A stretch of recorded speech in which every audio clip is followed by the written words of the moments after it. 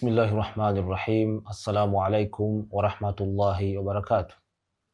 Alhamdulillahil karimil mannan dhit-tawli wal fadli wal ihsan alladhi hadana lil iman wa faddala dinana ala sairil adyan wa manna alayna bi irsalihi ilayna akrama khalqihi alayhi wa afdalahum ladayhi habibahu wa khalilahu wa abdahu wa rasulahu Muhammadan sallallahu wasallam alayhi wa ala alihi wa sahbihi ajma'in, amma ba'd.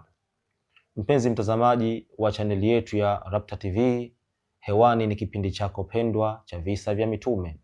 Na ama katika kipindi kilichopita tuliangazia jeshi la watu wa tembo, na mwishoni kabisa tulifunga kuwa tutaangalia matukio ambayo yaliyotokea kabla ya kuzaliwa kwa Bwana Mtume Muhammadin sallallahu alayhi wasallam. Tukio la kwanza tuliona ile tukio la jeshi la watu wa tembo, lakini Bwana Mtume sallallahu alayhi wasallam aliulizwa, je, kabla ya kuja kwako kuna viashiria vyovyote vilijitokeza? Bwana Mtume sallallahu alayhi wasallam akajibu kama ilivyokuja katika hadithi aliyopokea Imam Ahmad kuwa aliulizwa, tupe habari kuhusiana na we mwenyewe. Bwana Mtume sallallahu alaihi wasallam akajibu kuwa ana da'watu Ibrahim wa bushira Isa. Kwanza hakika mimi ni dua ya Nabii Ibrahim. Nabii Ibrahim alayhi salam alipata kuomba dua huko nyuma. Dua hii ipo katika suratul Baqara. Amesema kuwa rabbana wab'ath fihim rasulan minhum, e Mola wetu wapelekee mtume kutokana na wao, yatlu alaihim ayatika, anayewasomea aya zako, wa yuallimuhumul kitaba, na awafundishe kitabu, wal hikma, na hekima, wa yuzakihim, na awatakase, innaka antal azizul hakim, hakika wewe ni mwenye nguvu na mwenye hikma. Dua hii aliomba Nabii Ibrahim alayhi salam, na kweli Mwenyezi Mungu Subhanahu wa Ta'ala akajibu dua ya baba yetu Nabii Ibrahim alayhi salam kwa kumleta Bwana Mtume Muhammad sallallahu alayhi wasallam. Na ndio maana tuliona kule mwanzoni katika asira yake kuwa wayattasilu nasabuhu bi Ismail ibn Ibrahim alayhi salam, kwa Bwana Mtume sallallahu alayhi wasallam nasabu yake inaungana kwa Nabii Ismail mtoto wa Nabii Ibrahim, juu yao amani. Kwa Nabii Ibrahim aliomba dua kwa Mwenyezi Mungu amlete mtume, lakini Mwenyezi Mungu Subhanahu wa Ta'ala akajibu dua Nabii Ibrahim kwa kumleta Mtume Muhammadin sallallahu alaihi wasallam tena katika kizazi chake. Lakini Bwana Mtume sallallahu alaihi wasallam akaendelea kusema kuwa wabushira Isa, lakini mimi ni bishara ya Nabii Isa. Na Nabii Isa alipoambiwa na Israeli, hakika mimi ni mtume wa Mwenyezi Mungu juu yenu, ninathibitisha yale yaliyokuwa kabla yangu katika Taurati, lakini mimi ni mwenye kuwabashiria mtume atakayekuja, ismuhu Ahmad, jina lake ni Ahmad, na Ahmad ni miongoni mwa majina ya Bwana Mtume Muhammad sallallahu alayhi wasallam.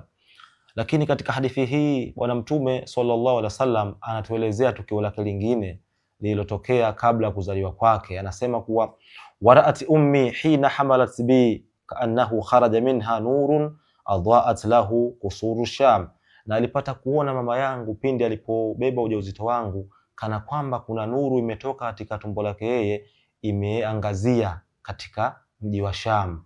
Imekuja katika riwaya nyingine katika mji wa Busra, lakini hapa imekuja ile nuru imeangaza katika mji wa Sham.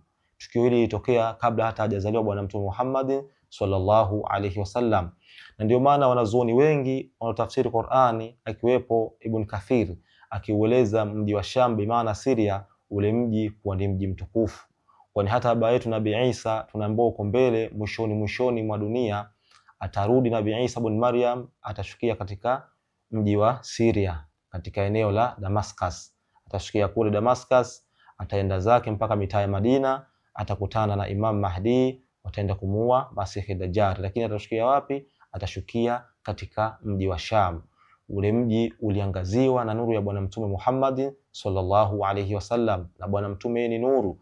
Anatuambia Mwenyezi Mungu Subhanahu wa Ta'ala ndani ya Qur'ani kuwa qad ja'akum minallahi nurun wa kitabun mubin, hakika imekujeni kwa Mwenyezi Mungu nuru. Nuru ya hapa ni Bwana Mtume Muhammad sallallahu alayhi wasallam, wa kitabun mubin, kitabu cha hapa ni Qur'ani. Lakini tukio lingine alieleza Bwana Mtume sallallahu alaihi wasallam kuwa Mama Amina pindi alipobeba ujauzito wake, anaelezea kuwa alishangaa ule ujauzito wake ulikuwa ni tofauti.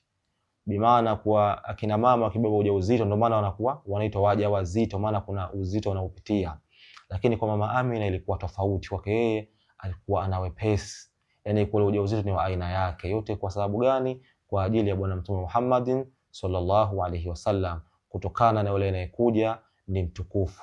Huyu ndiye Bwana Mtume Muhammadin sallallahu alaihi wasallam, na haya ni baadhi ya matukio ambayo yaliyotokea kabla ya kuzaliwa kwake. Je, vipi alizaliwa Bwana Mtume sallallahu alaihi wasallam? Endelea kuwa nasi Rabta TV Mtindo Maisha. Vile vile usisahau kutufuatilia kwenye mitandao yetu ya kijamii mingine ikiwepo Facebook, Instagram na WhatsApp. Pia usisahau kusubscribe, kushare na kucomment kwa ajili ya kupata mafundisho mbalimbali. Wassalamu alaikum wa rahmatullahi wa barakatuh.